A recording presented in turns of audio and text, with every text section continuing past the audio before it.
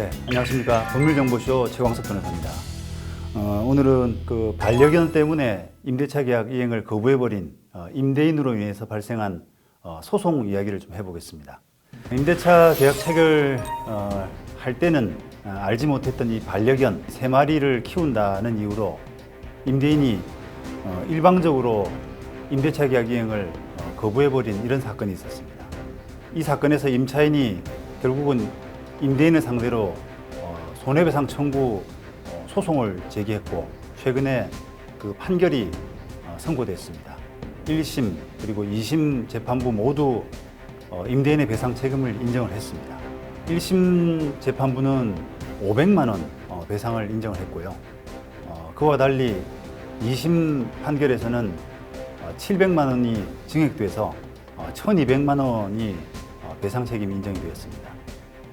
이 판결에서 인정된 사실관계를 한번 살펴보면 다음과 같습니다. 임대차 계약 체결 당시에 과연 피고가 몇 명이 거주하는 것이냐라고 이렇게 묻자 원고 임차인이 2명이라고 이렇게 답을 했고, 다시 피고가 집이 넓은데 2명만 거주하는 것이냐라고 묻자 임차인이 그렇다라고 이렇게 답한 사실은 인정할 수 있다라고 판단을 했습니다. 자, 그렇지만 여러 가지 이제 정황에 따르면, 증거에 따르면 임대차 계약서상 그 반려견에 관한 기재는 전혀 없었고, 또 임대인인 피고들이 이 임대차 계약을 체결함에 있어서 공인중개사나 또는 임차인인 원고에게 반려견을 기르지 않는 것이 이 임대차 계약의 조건이다 라는 부분을 고지한다거나 하지는 않았다. 그런 부분을 이제 법원이 인정을 했습니다. 그리고 그 임대인의 질문, 몇 명 사느냐 또는 집이 넓은데 2명만 사느냐라고 하는 질문이 반려견이 있느냐라고 하는 그 질문까지는 아니다라고 하는 것입니다. 그리고 또 우리 사회 통념상 이 공동주택이라고 하더라도 이 반려견을 기르는 것이 터부시 되지는 않는다. 이런 판단을 이제 종합해서 이 건물은 다가구 주택으로서 법상으로 이런 단독주택에 해당되는 것이기 때문에 더더욱 반려견이 키울 수 없는 그런 부분이 없다라는 그런 판단까지 아울러 했습니다.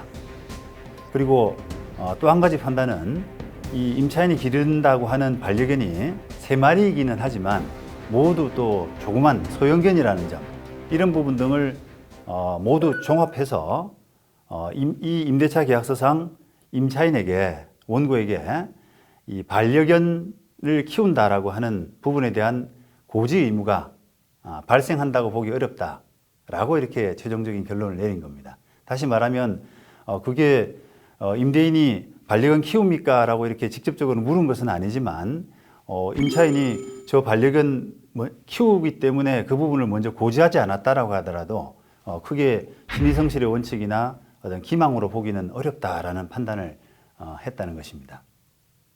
자, 그래서 배상 책임을 인정을 했는데 문제는 이 임대차 계약서상 그 손해배상의 예정이 이 계약금 상당으로 되어 있고, 이 사건의 계약금은 4천만 원이기 때문에 원래는 원칙상은 약속대로라면 4천만 원을 배상을 해야 되지만 이 손해배상에 감경을 했습니다. 그래서 이 4천만 원 부분이 좀 과도하다라고 보이기 때문에 이것을 한 30% 정도 선인 1,200만 원으로 법원이 인정을 했습니다.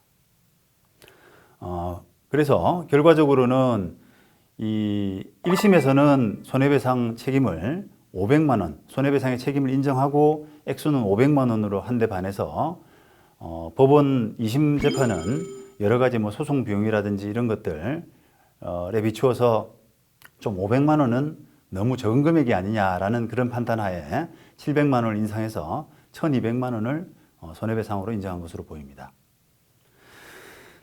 이 사례에서 보는 바와 같이 만약 그 임대인이, 집주인이 임대차 목적물 그 내에, 집 내에 이렇게 반려견이 키워진다, 이런 부분을 희망하지 만약에 않는다면 이를 미리 그 계약 문구로, 계약의 문구로서 명시하는 것이 분쟁 예방을 위해서 바람직할 수가 있습니다. 자, 그런데 지금의 우리 부동산 계약 문화는 지나치게 좀 단조롭고 또 성급하고 불합리한 부분이 많기 때문에 개선될 필요가 있습니다.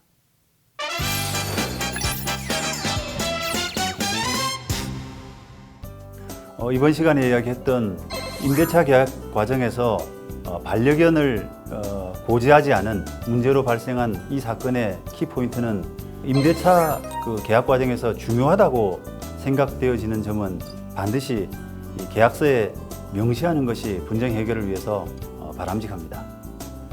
이 사건처럼 애완견 문제로 계약 이후에 나중에 시비가 발생하게 되면 자칫 그 큰 손해를 입고 또 감정이 많이 다칠 수가 있습니다. 계약 내용을 보다 자세하고 또 신중하게 작성하는 것이 분쟁 예방에 효과적입니다. 지금까지 법률정보쇼 최광석 변호사였습니다. 감사합니다.